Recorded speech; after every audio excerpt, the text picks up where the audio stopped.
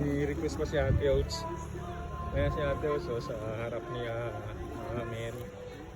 And then yung rosary niya guys, ayan. Ganda.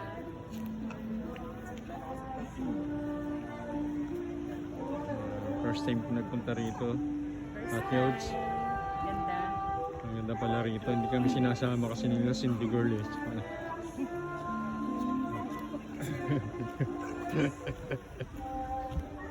Ngayon, nagpunta po kami ngayon dito ni Ate Outs saka ni ate ko. Galing po sa Italy, siyempre ay nahanapan natin ang mapapasyalan. Ito po yung napili natin pagdala sa kanila mga idol. Salamat po. Thank you, Elizabeth. Thank you so much po for sharing your blessing. Sino po sa